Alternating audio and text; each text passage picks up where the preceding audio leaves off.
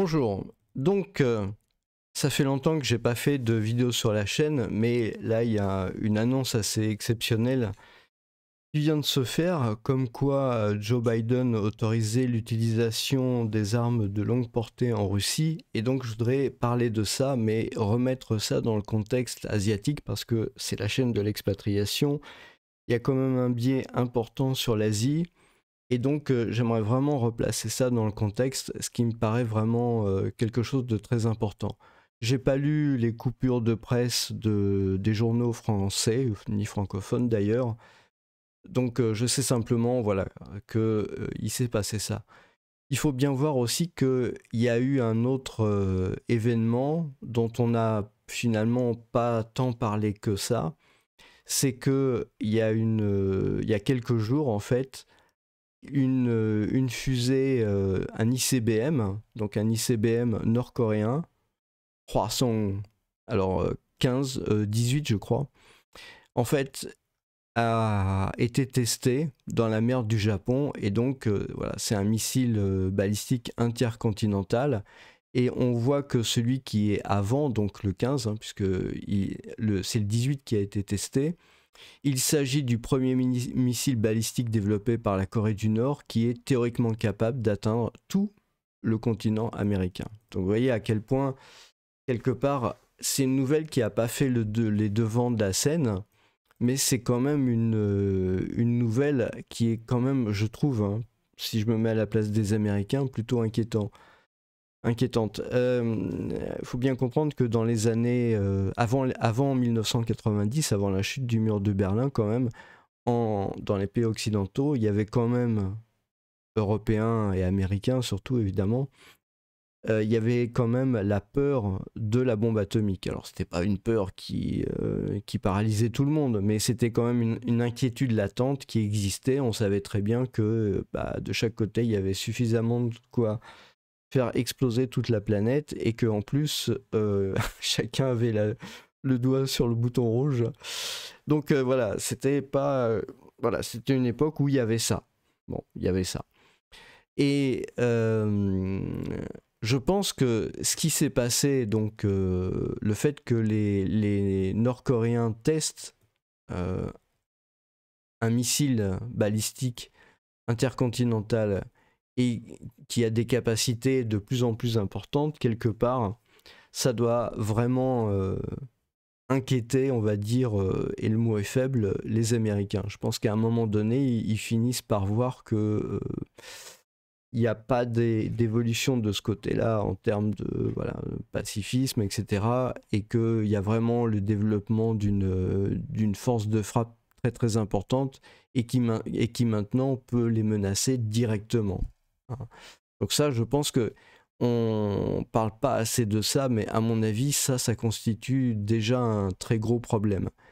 Et qu'est-ce qu'on peut voir? On peut voir donc, je prends pas des coupures de presse parce que ce qui se passe dans ce conflit, c'est que c'est difficile de savoir qu'est-ce qui est de l'information et qu'est-ce qui est de la désinformation.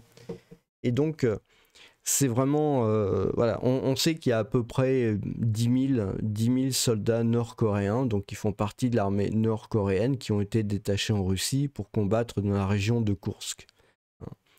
Et justement, dans la déclaration de Biden, il est dit que c'est justement pour utiliser ça dans la région de Koursk. Moi, je pense qu'ils ne l'utiliseront pas nécessairement que dans la région de Koursk, mais voilà, c'est un peu l'idée.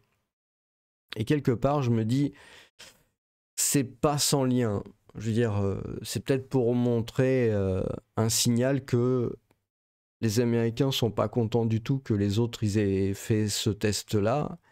Hein. Donc la mer du Japon c'est ici, hein, donc ça veut dire que le missile il a probablement traversé comme ça et puis voilà, quelque part dans la mer du Japon. Et donc quelque part ça doit vraiment leur poser un gros problème et ils en profitent que les autres soient là, que les soldats nord-coréens soient là-bas pour autoriser les tirs à longue portée. Mais je pense qu'au-delà de ça, il y a quelque chose qui est encore plus inquiétant à vrai dire. C'est qu'il y a des bruits et puis il y a des vidéos qui tournent sur YouTube où on voit des gens qui seraient des mercenaires chinois en fait, présents aussi dans la région de Koursk. Et ça, c'est quand même assez problématique parce que il faudrait savoir, en fait, est-ce que ils y sont allés en cachette contre le vœu de leur gouvernement? Est-ce que les Chinois laissent faire et ne regardent pas? Est-ce que ils encouragent ou ils encouragent pas? Voilà, c'est un peu une question qui me semble assez épineuse, à vrai dire. Et donc, je pense que c'est vraiment cette situation qui devrait être regardée. Vous comprenez bien les implications que ça peut avoir, c'est-à-dire que à un moment donné, sans parler nécessairement de conflits chauds entre les pays, mais il peut y avoir des mesures de rétorsion, des mesures de blocage de telle ou telle denrée, comme ça s'est fait, hein, des restrictions comme avec l'Iran, la Corée du Nord ou la Russie. Il peut y avoir à un moment donné un, peut-être même ça peut aller jusqu'à un blocage du commerce entre différents pays en Asie. Donc c'est vraiment quelque chose qui peut pas bien se passer selon ce qui peut, selon le degré d'intervention de la Corée du Nord ou éventuellement de la Chine avec la Russie contre l'Ukraine. Donc ça, c'est vraiment très problématique. On peut regarder à propos des missiles qui sont autorisés. Hein. Vous avez les attaques MS qui ont un range de 300 km, et puis vous avez aussi les Storm Shadow Scalp, donc britanniques, franco-britanniques, qui peuvent aller à 550 km. Si on regarde la région de Koursk, c'est là où j'ai le point rouge, hein, et que vous vous mettez en Ukraine, mesure de la distance, voilà. Là, on est largement... voilà, 300 km, ça représente à peu près, voilà, à peu près ça. Ça, c'est 300 km. Donc là, on a la région de Koursk. Ici, il y a Vorojnev et puis Belgorod. Enfin, il y a quand même des villes qui sont quand même relativement importantes, hein, surtout que éventuellement ils peuvent se mettre sur Kharkiv. Ce qu'on peut s'apercevoir aussi, c'est que éventuellement, voilà, là, à moins de 550 km, ça peut toucher Moscou.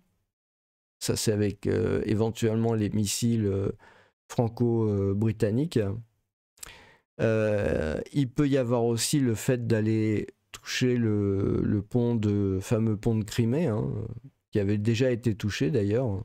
Donc là, on peut voir que voilà, c'est limite pour les missiles américains, mais par contre pour les missiles européens, il n'y a pas de souci, quoi.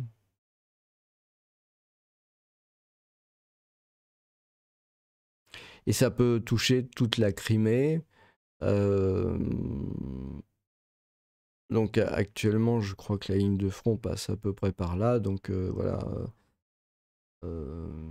ça peut même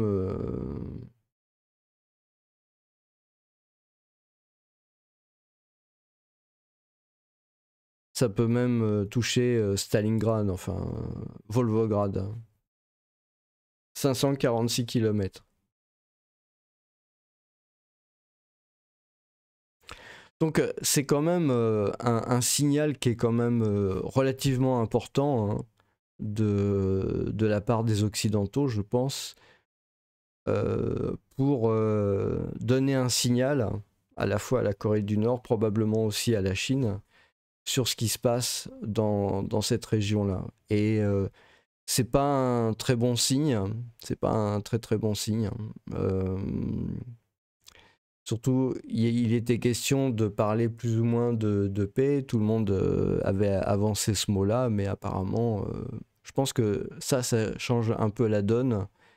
Et je suis à peu près persuadé, en fait, que le fait que les Coréens aient progressé peut-être dans le développement de ce type de missiles qui menacent maintenant directement les États-Unis, je pense que quelque part, ils ont vraiment envie d'envoyer un signal assez, assez fort en fait, hein. Et donc, voilà, donc vous avez les caractéristiques hein, sur Wikipédia, les attaques MS, les Américains qui sont lancées à partir du sol. C'était déjà connu. Et puis les scalps, pour le coup, qui sont lancés à partir de l'air. Donc, et qui peuvent aller jusqu'à 560 km.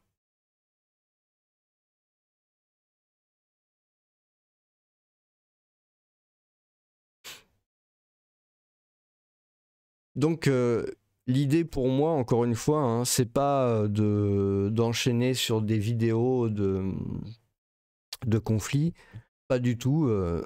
C'est pas l'objectif de la chaîne et je trouve pas que ça soit vraiment très intéressant. Mais quand on est en expatriation, je pense que c'est vraiment nécessaire quand même à un moment donné de tenir compte de ce genre d'événements.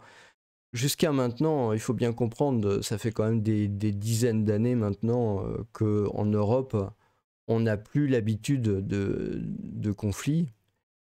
Et donc, quand on va à l'étranger, on n'en a peut-être pas nécessairement conscience. Mais voilà, c'est le genre de choses qui peuvent vraiment arriver. Et c'est quand même nécessaire à un moment donné aussi.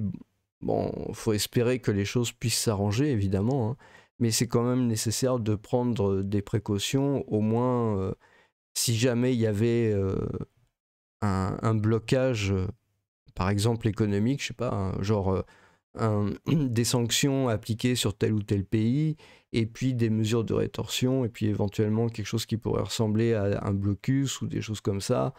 À ce moment-là, il faut avoir pris les précautions en termes de, je sais pas, de matériel, en termes d'habitation, de repli, si c'est nécessaire, en cas de problème, etc.